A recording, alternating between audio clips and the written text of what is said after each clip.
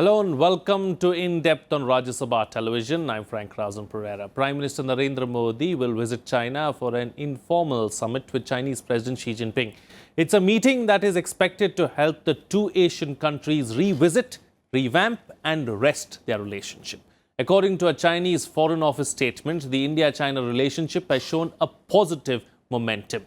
According to External Affairs Minister Sushma Swaraj, the informal summit will be an important occasion for the two leaders to exchange views on bilateral and international matters from a long-term perspective.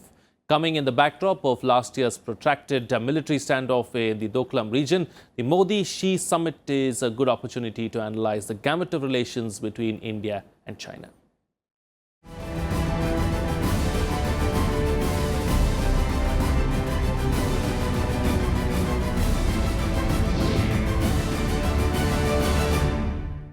Well, let's start with the Modi-Xi summit. The summit is scheduled to be held later this week on the 27th of April in Wuhan in central China. The two leaders will meet one-on-one without any ministers or advisors. Prime Minister Narendra Modi and Chinese President Xi Jinping will hold their first major informal summit in the Wuhan city of central China on April 27th and 28th. The meeting will mark a breakthrough in relations that were hit by a tense 73-day military standoff between Indian and Chinese armies at Doklam. Chinese Vice Foreign Minister said the two leaders will not sign any agreements or issue a joint statement at the Wuhan summit. But both leaders are expected to build mutual trust and reach important consensus to resolve the outstanding issues concerning both the countries. Modi will come again to China in June for a summit of the Shanghai Cooperation Organization. At this point in time, the dialogue mechanism between India and China, so they are very, very scarce. Very few dialogue mechanisms are there. We really need to institutionalize these and build more so that the flow of people between India and China, from the present 1 million, it may go to 100 million. Just 1 million people going between the two countries.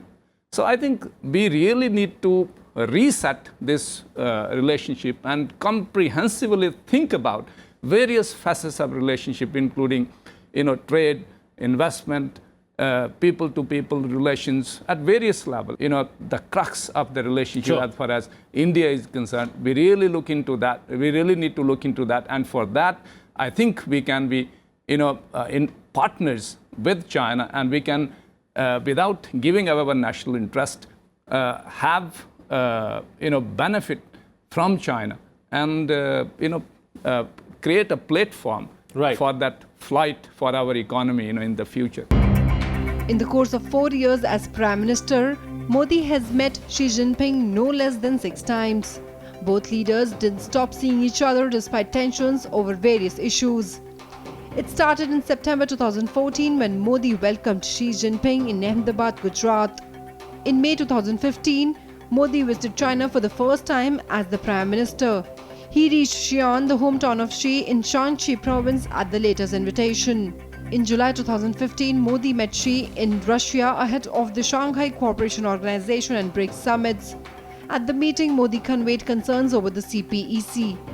In October 2016, Prime Minister Modi met President Xi at the BRICS summit in Goa. Here, Modi raised the issue of Pakistan-backed terror in the wake of the horrific attack on an army camp in Uri in Jammu and Kashmir, but China refused to buy India's line to corner Pakistan on the question of terror. In July 2017, Modi and Xi met at the G20 summit in Hamburg, Germany, even as the troops of the two countries locked horns over Doklam at the border. In September 2017, Modi made his third trip to China as the Prime Minister for the 9th BRICS summit held in Xiamen. The two leaders spoke at length, saying that both countries were looking to reset their ties in the wake of Doklam standoff. Ahead of the Modi-Xi summit, Defence Minister Nirmala Sitharaman and External Affairs Minister Sushma Swaraj had attended the meetings of the Defence and Foreign Ministers of the Shanghai Cooperation Organization in China. Swaraj has slammed Pakistan for sheltering terrorists and urged the SCO to act against countries that promote terrorism.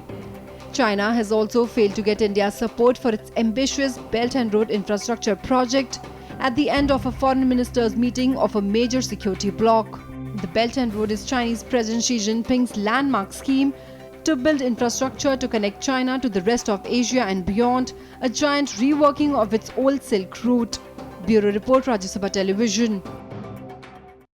Well, relations between India and China have been tense in recent years, be it the One Belt, One Road initiative or the Doklam controversy. Disputes between the two countries have only increased. India is upset about how China is promoting Pakistan, but despite all this, both countries have also taken initiatives to strengthen and normalize their relationship.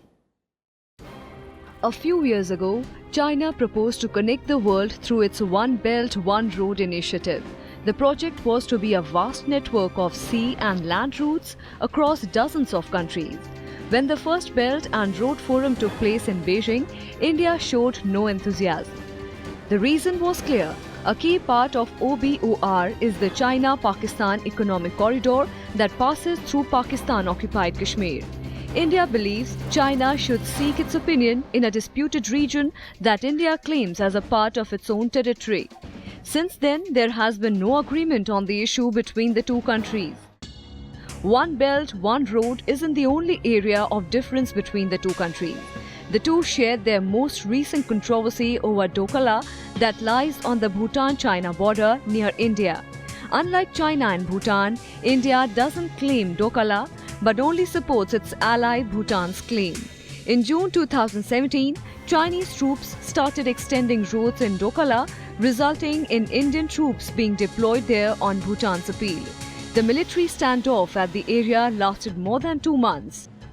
Even as the Doklam standoff was at its peak, Prime Minister Narendra Modi and Chinese President Xi Jinping met on the sidelines of the G20 summit at Hamburg, where Xi pushed for peaceful settlement of regional conflicts and disputes. Both Modi and Xi believed that peacefully settling the Doklam dispute was for the greater good for both the countries.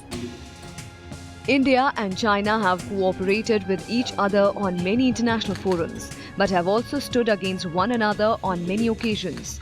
China clearly opposed India's membership into the Nuclear Supplies Group. Likewise, Southeast Asian countries are looking towards India to help in reducing China's growing activities in the South China Sea, raising China's doubts over India. There is, however, no agreement on trade and security in the Indian Ocean between the two countries. With input from Leena Sharma, Bureau Report, Rajya Sabha TV. Well, China is India's largest trading partner. This year, the India-China bilateral trade reached 84.44 billion. Meanwhile, last year, it reached a historic high, notwithstanding bilateral tensions over a host of issues, including the Doklam standoff. But the sore point for India is the adverse trade balance, with more Chinese goods being sold in India than India being able to sell its goods in the Chinese markets. Ever since its trade with China started to touch significant levels, India has been seeking more access to Chinese markets for its goods. Trade balance data between the two countries shows just how unsuccessful these attempts have been. Over the last few years, the trade imbalance has only grown worse. Trade between the two countries reached $71.63 billion in 2015. Falling short of the ambitious $100 billion target set by both countries. But India's trade deficit with China ballooned to a record $45 billion in 2015. India imported goods worth $58.25 billion from China, but its exports to China stood at just $13.38 billion. India's trade deficit with China marginally dipped to $51 billion in 2016-17 from $52.69 billion in the previous fiscal. This fiscal trade deficit with China stood at $36.73 billion during April to October. Experts have expressed concern over the widening trade deficit while warning that this won't be sustainable in the long term. The imbalance actually exists in the Sino-India economic relations. But this imbalance has been caused by many factors. But the different economic structure and also the product's competitiveness. And of course, nevertheless, the Chinese government attaches great importance to mitigate the gap, mitigate the imbalance of the trade. So I think The trade deficit has jumped as Beijing has been shipping high-value engineering and electronic goods to the Indian market. India, on the other hand, has been exporting low-value goods such as iron ore. India's main items of export to China include petroleum products, gems and jewelry and other raw materials. Industry bodies have been pushing for outward shipment of manufactured projects to narrow the trade gap. I think both China and India have quite a strong industry in the IT sector. I think the two countries are complementary in this sector. So, you know, China is the biggest manufacturing place in the world. But at the same time, India has a very strong part in the software developing. So I think the two countries can cooperate. India and China agreed to form a special task force during Prime Minister Narendra Modi's visit to Beijing in 2015. India has also been pressing China to step up investments in Make in India and other infrastructure projects. Bureau Report, Rajya Sabha Television. Well, it's time for a short break now, but our program In Depth will continue on the other side. Stay tuned. We'll be right back.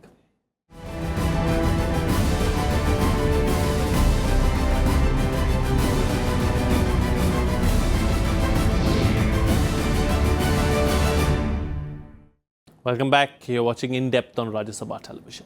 Well, the issue of terrorism originating from Pakistani soil has always cast a shadow over its intentions, and China's readiness to come to Pakistan's rescue every time has only contributed to souring India-Beijing relations. While China's stand on Pakistan-based terror attack masterminds Masood Azhar and Zakir Rahman Lakhvi has of course been problematic for India, its opposition to India's bid to enter the nuclear suppliers group or to get a place in the expanded UN Security Council has been a huge blow for the country. Terrorism emanating from Pakistan has time and again caused a rift between India and Islamabad and with China, which has supported Pakistan. Towards the end of last year, China blocked a bid by the US, France and the UK to list Pakistan-based Jaish-e-Mohammed chief and parliament attack mastermind Masood Azhar as a global terrorist by the UN. The reason China gave was the lack of consensus. China also repeatedly blocked India's move to ban Azhar under the Al-Qaeda Sanctions Committee of the UN Security Council. 14 of the 15 countries on the UN Security Council were willing to designate Azhar as a terrorist, but China used its veto power to block the move. The JEM has already been in the UN's list of banned terror outfits. 26 November 2008. The deadly Mumbai terror attacks left scars that are still raw in the minds of people. The reason once again was the double standards adopted by Pakistan. Time and again, India has given enough evidence to Pakistan against Mumbai terror attacks mastermind Zakir-ur-Rahman Lakhvi. But there has always been an irresponsible attitude on its part. And when, on 9th April 2015, a Pakistani court released Lakhvi from Adiala jail, India expressed strong reservations and also decided to raise this issue in the United Nations. The same year, Prime Minister Modi conveyed India's concerns at a meeting with Chinese President Xi Jinping on the sidelines of BRICS and SCO summits in Ufa, Russia. But China has refused to acknowledge India's case. Not only has it condoned Pakistan's action on terror, but it is also helping Pakistan to build missile technology and fighter aircraft. Pakistan has also turned to China for the purchase of arms. At the same time, China is building 3,000-kilometer long economic corridor in Pakistan. The longest part of this corridor, which is being constructed at a cost of $46 billion, is passing through Pakistan-occupied Kashmir. CPEC is intended to rapidly modernize Pakistani infrastructure and strengthen its economy by the construction of modern transportation networks, numerous energy projects and special economic zones. This project has raised security concerns for India. Bureau Report, Rajya Sabha TV. The tumultuous relationship between India and China has been marked by border disputes and even a war. But the fact remains that India was the first non-communist country to recognize the People's Republic of China after its proclamation in 1949. Also, China has time and again claimed parts of India's territory as its own, resulting in heightened tensions between the two countries. Here's a look at how the relationship evolved between the two countries down the years. India and China won their independence almost at the same time. While India became independent on 15 August 1947, the People's Liberation Army defeated the Nationalist Party on October 1, 1949. On 30th October, India became the first non-communist nation to recognize People's Republic of China and in 1950 appointed K.M. Panikkar as the first Indian ambassador to China. In 1954, China and India signed the Panchsheel document, taking India-China relations to a new level. However, China's stand on Tibet came as a disappointment to Nehru and his vision of peaceful coexistence. On 3rd April 1959, India granted asylum to Dalai Lama, who had escaped from Lhasa after China's annexation of Tibet.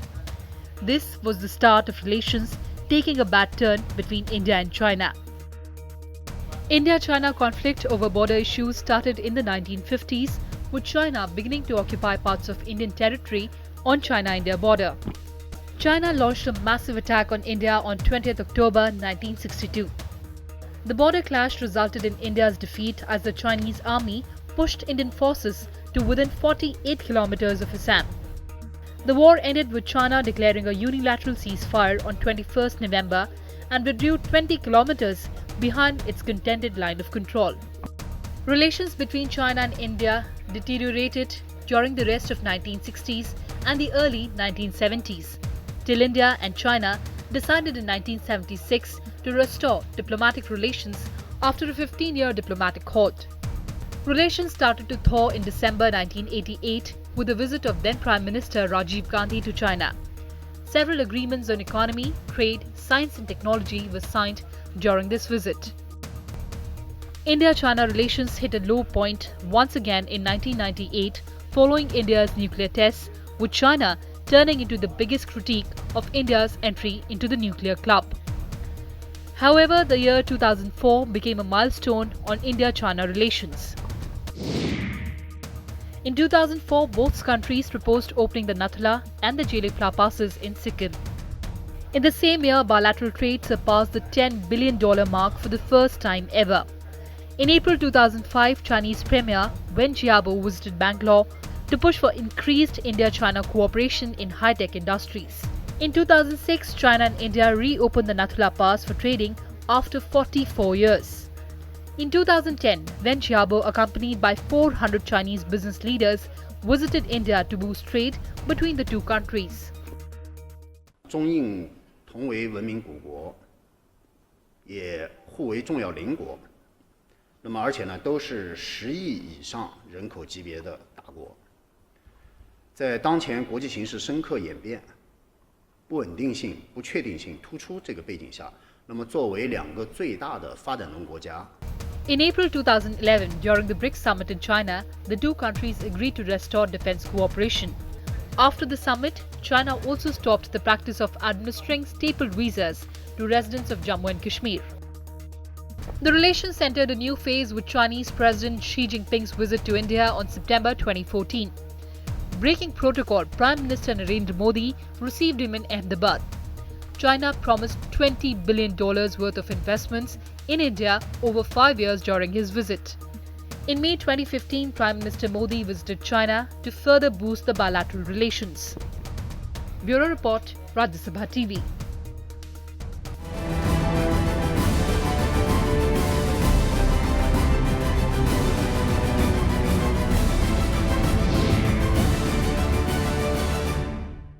With that, it's a wrap on this edition of In Depth, but we'll be back same time tomorrow with another informative episode. Until then, keep watching Rajya Sabha Television.